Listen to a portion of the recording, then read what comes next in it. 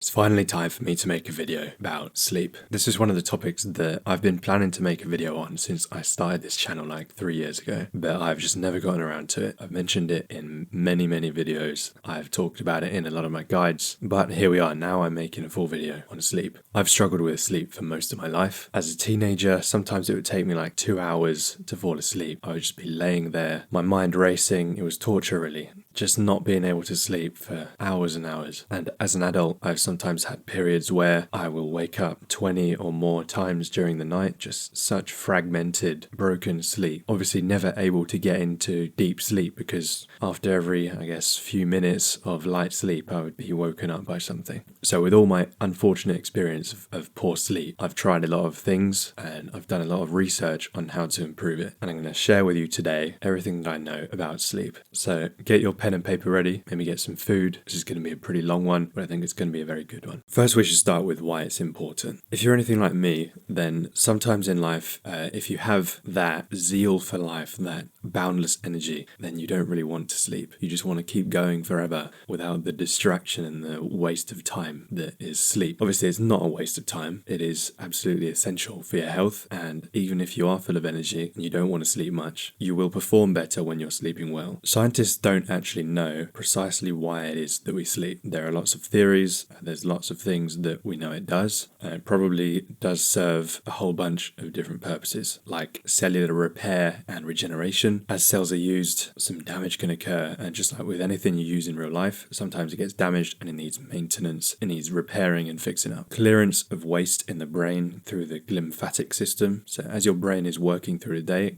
it builds up metabolic waste products, and then these get flushed out of the brain through the lymphatic system, which is like the plumbing system of the brain. So you could think of sleep as kind of like a cleaning and repairing of your brain and body. Third, consolidating memories. This is one that we know sleep is very important for. When you experience something during the day, like some big event that happens, or you do something new, or you're studying for a test, that experience is coded into your brain through a unique pattern of neural activity, a unique combination of neurons firing together in a certain way. And during sleep, this unique pattern repeats itself over and over, and then this repetition strengthens that neural pathway, so the connection between those neurons is made stronger, so that it's easier to activate this pathway again in the future. This is exactly how memories are formed and strengthened. And on the flip side of that, you have pruning synapses. So synapses are the connections between neurons, the little gap between the neuron that sends the message and the neuron that receives the message. And sometimes maybe you learn something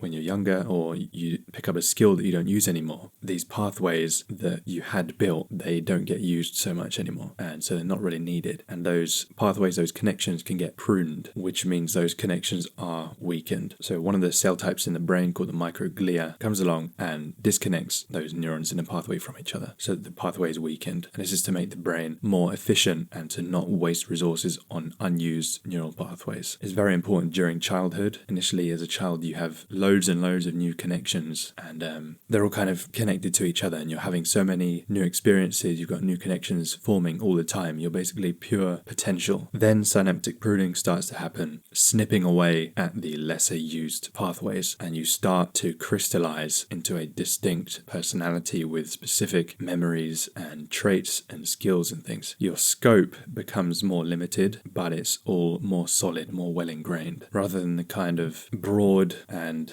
infinite potential, but then less solidly ingrained as you were as a child. Sleep is also important for regulating hormones like growth hormone, cortisol, and testosterone. Many of these hormones are mostly released during sleep, or at least regulated by sleep. So for example, without deep sleep, your growth hormone is not going to be released normally. That is the main period of time that growth hormone is released in the body. So when I said earlier about not being able to get into deep sleep because of my fragmented sleep, my growth hormone was probably pretty low. It was probably suffering. I won't bore you too much with all of the countless other purposes of sleep, but some of the other ones are things like modulating the immune system, regulating the metabolic processes, processing emotions and stress, and then preserving cardiovascular function, just to name a few. Sleep is really central to so many processes in the body. body. So if your sleep is poor, pretty much every other process in your body is messed up in some way. It's kind of like a foundation stone or a pillar of your health. If you don't get that right, then the whole structure can come tumbling down. You have impaired cognitive function, hormonal disruption like lower testosterone, higher cortisol, your appetite regulating hormones are messed up, decreased immune function. I've had nights where I got no sleep and then I get ill literally the next day. So that kind of sleep deprivation just kind of wipes out your immune system, makes you pretty vulnerable and compromised. Increased systemic inflammation, increased risk of metabolic disorders like obesity and insulin resistance, reduced muscle recovery and protein synthesis. I know most of you watching this are gym bros, so unless you want your muscles to suffer, you better be sleeping well. Unstable mood, like more irritable, increased blood pressure and risk of cardiovascular problems. Many young guys don't think about this, but once you reach middle age, this starts becoming very important. As some of your friends and colleagues start to die of heart problems, then it's pretty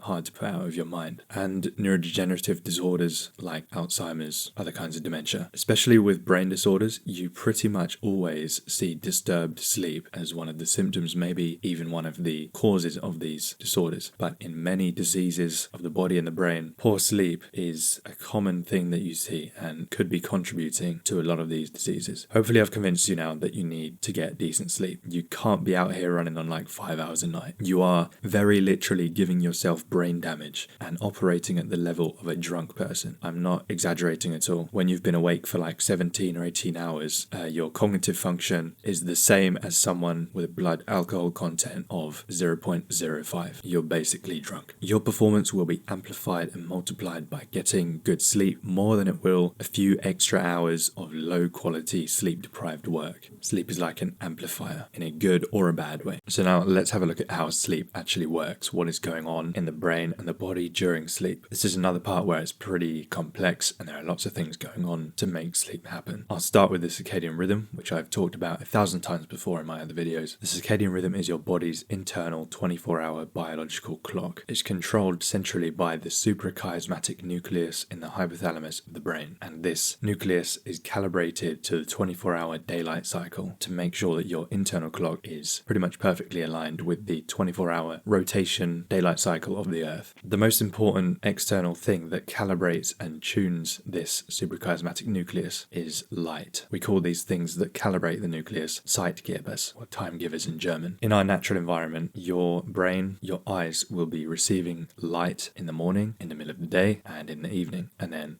it'll get darker in the evening, and at night it is very dark, extremely dark. Our brain perceives those light signals and it tells the brain and the rest of the body what time of day it is, and therefore what the body and the brain should be doing at that time of day. When the light signals are very minimal, almost none at all, our brain thinks that it's dark, it's nighttime, so it releases melatonin, which suppresses arousal signals and makes us feel tired. You can think of melatonin as the darkness hormone. And when the light signals are very strong, there's bright light full of blue wavelengths of light. Our brain thinks that the sun is fully out, like it's midday, so melatonin is suppressed and it's time to be alert and awake. So in the context of sleep, this rhythmic melatonin release is pretty central. It gets released when it's dark at nighttime and it's suppressed during the daytime. With a normal circadian rhythm where you are outside most of the day, receiving those light signals from the sun, and then at night you're in almost total darkness rather than scrolling your phone, then your rhythmic melatonin release will be pretty on point and your sleep will be fairly normal. And there are some other Zeitgebers like having regular meal times, regular exercise times, and regular socializing times. Moving on from the circadian rhythm, other than just melatonin, there's another chemical that drives sleep called adenosine. This is what we call the homeostatic sleep drive. While you're awake, adenosine is building up in your brain as a byproduct of ATP breakdown. ATP being the body's energy currency. This is used to power a lot of the reactions and processes in the body that require energy. So just from normal wakeful brain activity, adenosine is building up as a byproduct of this. And this adenosine inhibits wake-promoting neurons, especially in the basal forebrain. Eventually, after about 16 hours or so of wakefulness, there is so much adenosine built up in your brain that you feel a very strong desire to sleep called a sleep pressure. And when you sleep, some enzymes clear away the adenosine, it comes back down, and then you're reset for the next day. Caffeine is a drug that blocks adenosine adenosine receptors. So during the day, adenosine is building up, you get more tired. But then if you drink coffee, the caffeine blocks the receptors, so the adenosine can't bind to the receptors and the brain can't receive the signal that it's tired. So it continues on with alertness and energy. But this doesn't stop more and more adenosine from still building up outside the receptors, so caffeine doesn't stop that. So when caffeine eventually unbinds from the receptors after some number of hours, you have a huge flood of adenosine binding to the receptors and you're overwhelmed with this feeling of tiredness because you have artificially kept yourself awake and alert. Let's get on to some real neuroscience now. Sleep initiation. Sleep is initiated by the GABAergic and galinergic neurons in the ventrolateral preoptic nucleus, and this part of the brain is activated by a buildup of adenosine, which we just talked about, by melatonin controlled by the suprachiasmatic nucleus, and by thermal signals. And these neurons in the ventrolateral preoptic nucleus inhibit the arousal nuclei in your brain, like the histaminergic neurons in your tuberomammillary nucleus, the noradrenergic neurons in your locus ceruleus, the serotonergic neurons in your Raphe nuclei, the orexinergic neurons in your lateral hypothalamus, and the cholinergic and glutamatergic neurons in your basal forebrain. And as the VLPO inhibits these arousal centers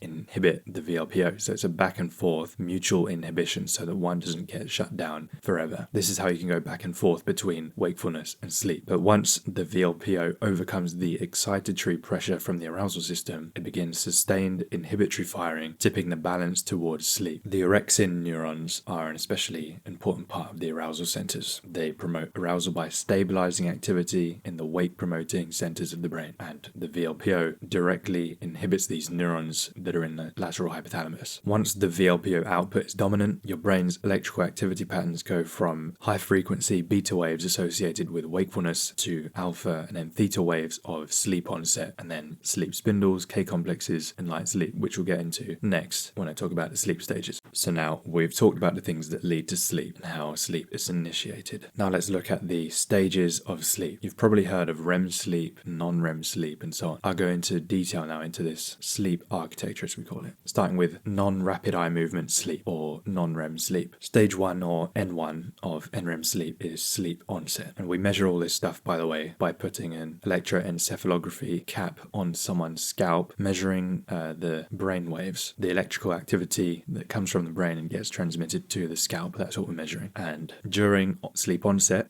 you would see a transition from alpha waves, which are like 8 to 12 hertz, to low amplitude theta waves, about 4 to 7 hertz. The brain waves are starting to slow down. This stage 1 sleep onset lasts about 1 to 7 minutes normally and makes up 5% of sleep time. During this stage, you get hypnagogic imagery, sensory distortions, fragmented thoughts, your heart rate and breathing slow down a lot, and your core body temperature drops a bit, and your muscles start to slightly relax, and you might occasionally get hypnic jerks, that kind of feeling that you're falling when you're falling asleep. Stage 2 of non-REM sleep is light sleep. Looking at the brain waves, you've got theta waves persisting in this phase. You have occasional sleep spindles, which are 11 to 16 hertz bursts lasting 0.5 to 2 seconds, so some slightly higher frequency bursts of activity, and then K-complexes, which are a sharp negative deflection followed by a slower positive wave. This stage 2 lasts about 10 to 25 minutes per sleep cycle, and it makes up about half of your total sleep, so most of your night is generally going to be spent in this stage. During this stage, you have a continued decline in heart rate, body temperature, and breathing. Your sleep spindles, those are involved in memory consolidation, and K-complexes suppress cortical arousal to preserve sleep. Stage 3 of non-REM sleep is deep sleep, aka slow wave sleep. The brain waves here are delta frequency, about 4 hertz or less than 4 hertz. They're high amplitude, synchronized, really slow and powerful. There's about 20 to 40 minutes of deep sleep in the first sleep cycle, and then it gets shorter as the night goes on. Deep sleep makes up about 13 to 23% of total sleep. During deep sleep, you have growth hormone release in a massive pulse, especially during that first sleep cycle at the start of the night. Cortisol is at an all-time low. Your body is very relaxed. It's really not aroused at all. You have a very big drop in blood pressure, heart rate, and breathing. Your memories are being consolidated. Your synapses are being pruned to increase the efficiency of the neural networks. There's lots of glymphatic flow to clear out those metabolic waste products. Your cells are being repaired and your muscles are growing. Deep sleep is a lot about kind of maintenance and repair. After deep sleep, you move into rapid eye movement, or REM sleep, which lasts about 5 to 10 minutes at the start of the night, and then it gets longer, more like 30 to 60 minutes towards morning. You might think that this is an especially deep stage of sleep because you're dreaming, but it's actually pretty shallow and is similar to wakefulness in terms of the brain activity. Once you get into REM sleep, there are two components. In tonic REM, you have low voltage, mixed frequency electrical activity, which is similar to wakefulness, like I said. Your muscles are completely paralyzed so that you don't act out your dreams. Your heart rate and blood pressure are fluctuating. You get pulsatile testosterone release as a man, and cortisol starts to rise in the REM stages later during the night towards the morning. And then in phasic REM sleep, you have rapid saccades, which are side-to-side movements of the eyes, activation of the visual system in your brain, rapid shallow breathing, and of course dreaming, which is vivid, narrative, and emotional. You also have lower executive function, so you can't think properly during these dreams. Usually you don't realize that you're dreaming. So that is one full sleep cycle lasting about 90 minutes, all the way through non-REM sleep into REM sleep. You have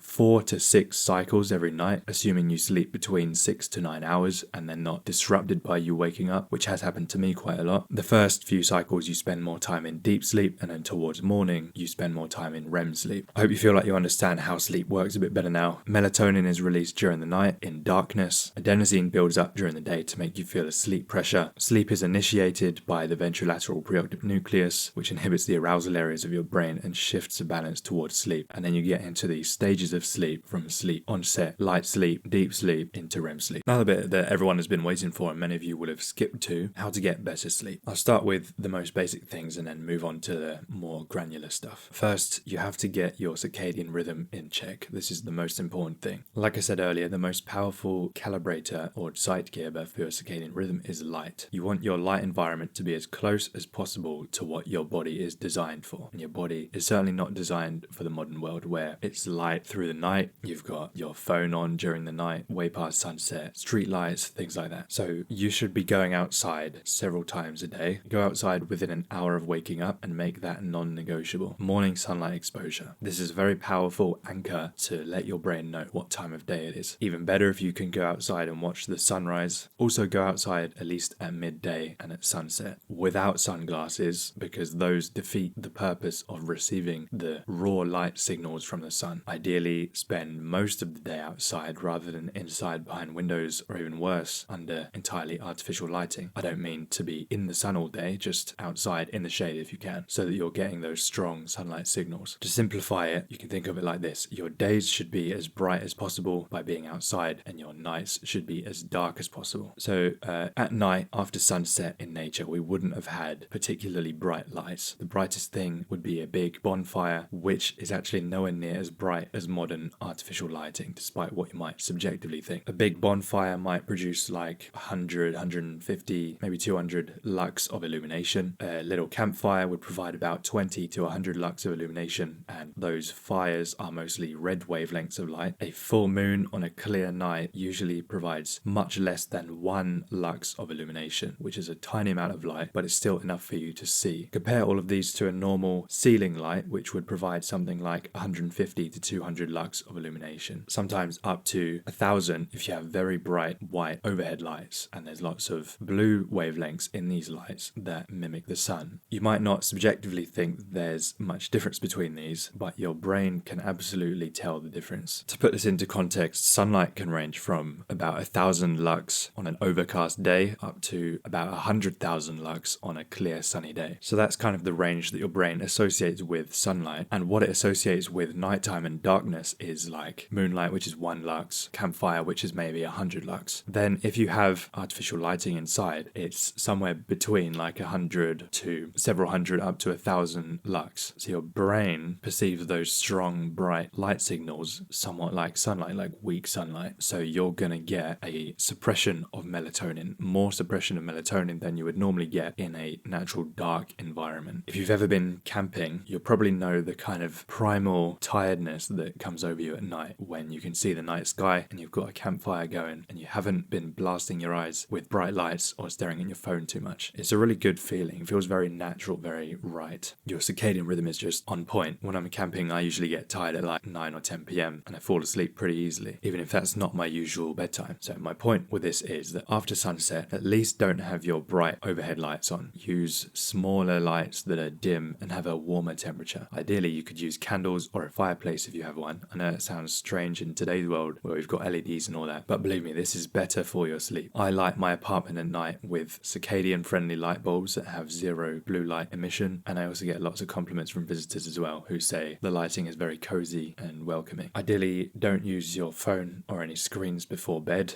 and if you do, turn the brightness way down and use a blue light filter app. You can go a step further and get blue light blocking glasses too, which I find helps me feel tired much more quickly when it's time for bed. They block out the blue light and they dim the light signals, which is just better. Don't use them like during the day outside though, just use them after sunset at night. So again, you want bright days by being outside and you want dark nights, as dark as possible. So that's just the light environment. There are a couple more components to the circadian rhythm, like going to bed and waking up at the same time every day, including weekends. This can be hard to adjust to, but it's definitely worth it. Once your body gets used to waking up at the same time every day, other things just kind of click into place. Your day is just like more ordered, less chaotic compared to waking up whenever, sleeping in, and throwing off your routine. So choose a time to wake up and do not deviate from it, even on the weekends, even when you want to. I wake up at 6 a.m. at the moment. This is my advice for how to wake up consistently. Get a digital or analog alarm clock, not your phone, and put the alarm clock on the other side of the room so that you have to get out of bed to turn it off. Put your phone in another room entirely to charge overnight. This is very important. You shouldn't be using your phone in bed. Many of you are probably watching this video right now at night, lying in your bed. But once you're done, go and put the phone on charge in another room. You don't want to be scrolling right before you try to sleep and scrolling the second you wake up. Like, come on. Don't snooze the alarm clock either.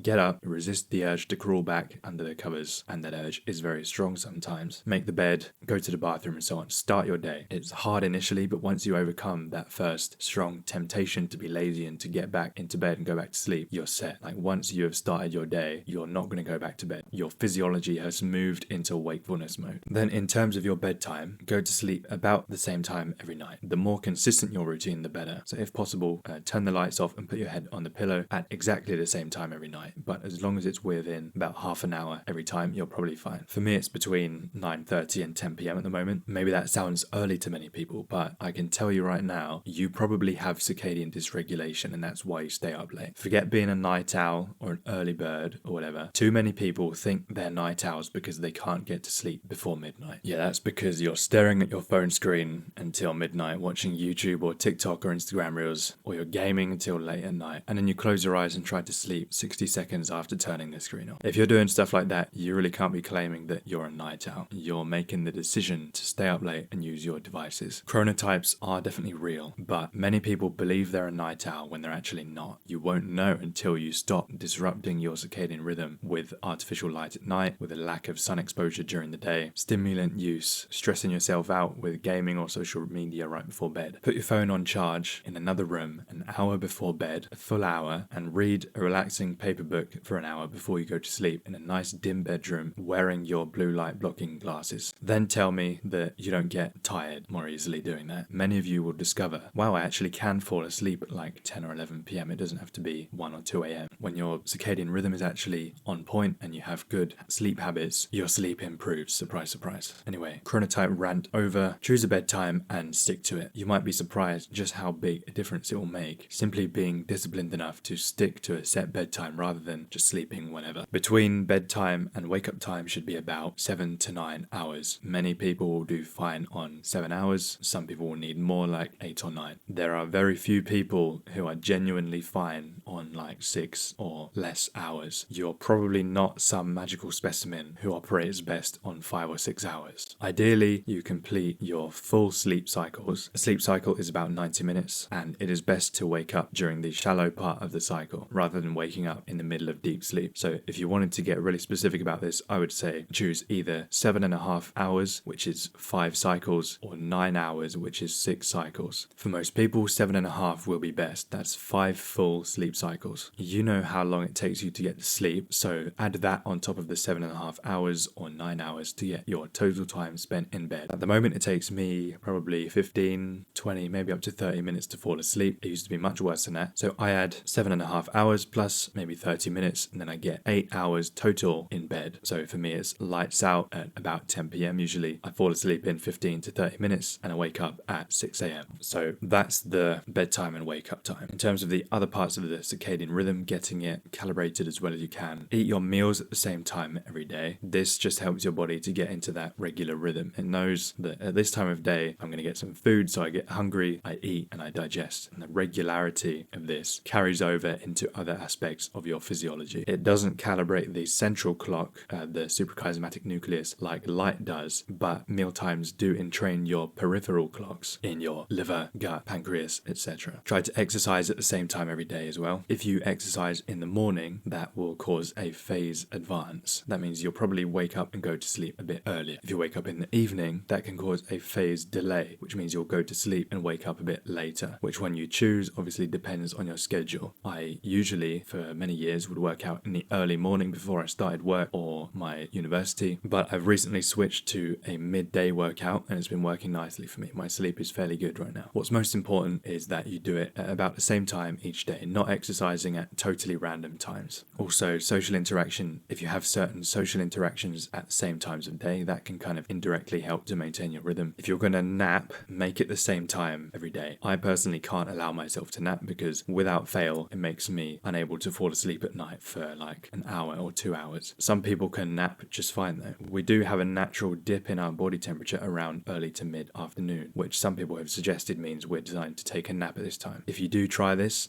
just pay attention to how the nap affects your sleep later that night. Generally, I would say nap for like 20 minutes, and if you must take a longer nap, make it 90 minutes, one full sleep cycle. Anywhere in between, and you've got a good chance of the alarm going off while you're in deep sleep, and that will make you very groggy when you wake up. That's not ideal. You want to wake up during light sleep, ideally. In my experience, a longer nap makes it even harder to fall asleep at night than a shorter one. Let's finally move on from the circadian rhythm, which is probably the biggest and most important part of getting good sleep anyway. Don't have caffeine within about 8 to 10 hours of bedtime. I recommend stopping your caffeine at midday or even earlier. Caffeine has a half-life of about 5 to 6 hours, which means that half of the caffeine is still in your system 5 or 6 hours after drinking it. Then a quarter of it is still in your system 5 to 6 hours after that, and an eighth of it is still in your system 5 to 6 hours after that. So it stays with you for a very long time. If you have 1 cup or about 100 milligrams of caffeine at 5 p.m., you've still got 50 milligrams of caffeine in your system blocking adenosine receptors at 10 to 11 p.m., which is probably going to mess with your sleep to some extent. Avoid big meals or exercise 2 to 3 hours before bed. You don't want to be doing intense digestion while you're trying to sleep, and exercise gets your body and mind alert and awake. Also, don't have a lot of refined sugar before bed because you don't want blood sugar fluctuations while you're trying to sleep. For some people, the spike in crash in blood sugar can really disrupt their sleep. Before bed, you should be relaxing, chilling out. For about an hour before bed, don't have any super stimulating inputs like the news or social media or an intense movie. Just read a book, relax. You could write in a journal, just kind of dump your thoughts out of your brain onto the page so you're not thinking about them while you're trying to fall asleep. A racing mind is one of the main things that keeps me awake, so this journaling can really help with that. Things like prayer and meditation will absolutely help as well. You can consider having a warm bath before bed. A warm bath paradoxically lowers your core temperature afterwards because although it warms you up during, after the bath your body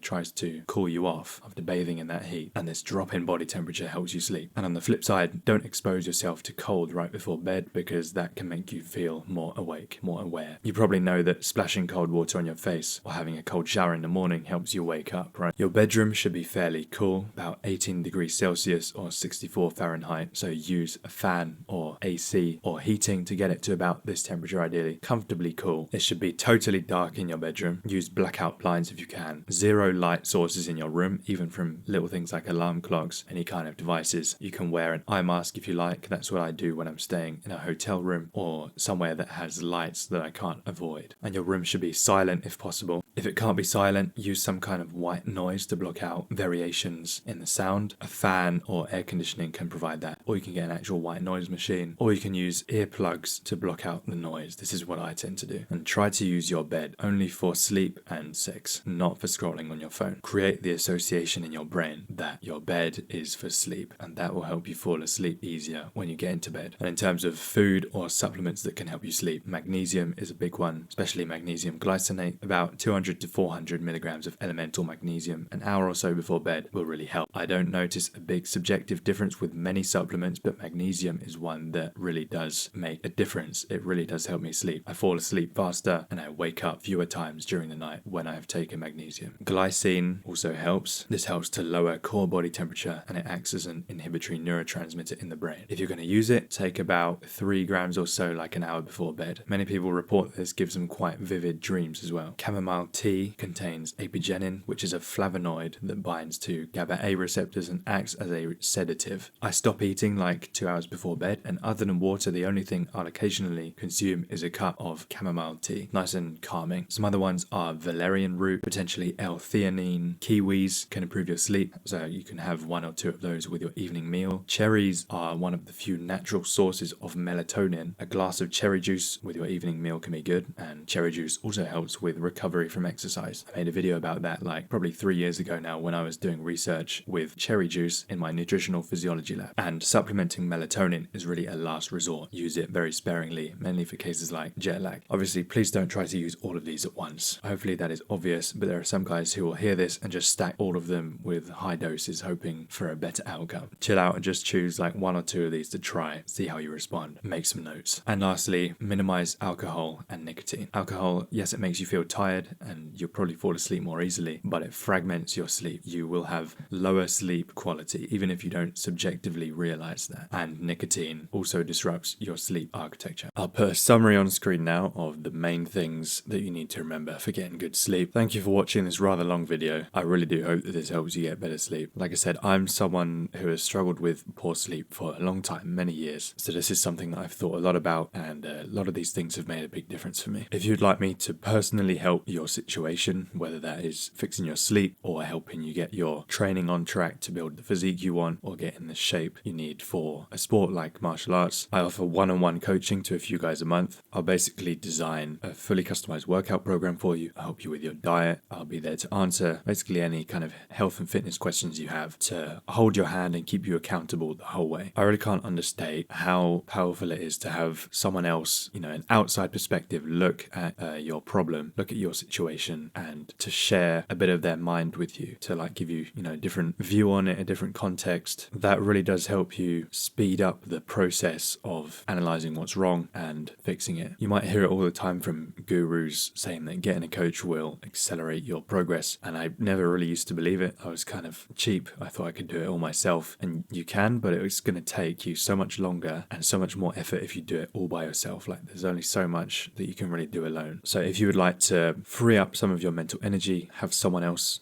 give you their perspective on your situation, someone who has looked at lots of situations probably similar to yours and helped with lots of guys like you, click the link in the description to contact me and we'll see if you are a good fit for my coaching. Thank you for watching again. I hope you've been taking notes on this video and really gotten something useful out of it. I'll see you in the next one.